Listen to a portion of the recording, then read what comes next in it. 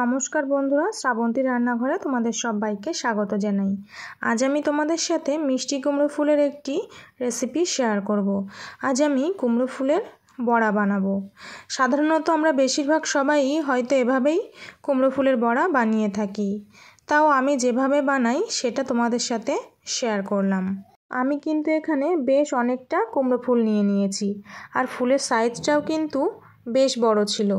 এই ফুলের বড়া কিন্তু গরম ভাতে খুবই ভালো লাগে। এবার আমি ফুলগুলো কেটে নিচ্ছি। ফুলের ভেতরের এই যে হলুদ অংশটা দেখতে পাচ্ছ, এটা কিন্তু ফেলে দিতে হবে। তো ভিডিওটি প্রথম থেকে শেষ পর্যন্ত দেখার অনুরোধ রইল। সবগুলো ফুল আমি একইভাবে কেটে নেব। তোমরা যারা আমার চ্যানেলটিকে এখনও সাবস্ক্রাইব করোনি, সাবস্ক্রাইব করার জন্য অনুরোধ রইল। পাশে থাকা বেল আইকনটি প্রেস করে দিও, যাতে আমার প্রত্যেকটি ভিডিও তোমাদের কাছে পৌঁছে যায়। আর যারা ফেসবুক থেকে দেখছো তারা কিন্তু অবশ্যই ফলো করে দিও। তো তোমরা দেখতেই পাচ্ছ সবগুলো ফুল আমি কেটে নিয়ে জল দিয়ে একটু আলতো হাতে ধুয়ে নিলাম। বেশি প্রেসার দিলে কিন্তু ফুলের পাপড়িগুলো ছিঁড়ে যেতে পারে।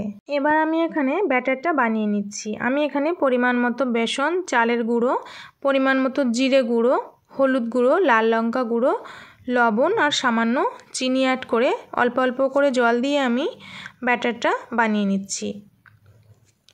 এবার আমি এই ব্যাটারে ফুলগুলো কোট করে তেলে ভেজে নেব। কড়াই গরম করে আমি রিফাইন্ড অয়েলে এই বড়াগুলো ভেজে নিচ্ছি। এই সময় গ্যাসের ফ্লেম মিডিয়াম টু লো হিটে রেখে একটু সময় নিয়ে বড়াগুলো লাল করে ভেজে নিতে হবে, তাহলে কিন্তু বেশ ক্রাঞ্চি হবে। ভিডিওটি এবং রেসিপিটি কেমন লাগলো কমেন্ট করে জানিও। ভালো লাগলে লাইক শেয়ার করে দিও, আর বাড়িতে কিন্তু এভাবে অবশ্যই ট্রাই করো। দেখা হবে আরও একটি নতুন ভিডিওর সাথে। আজকের মতো চলে যাচ্ছি, টাটা।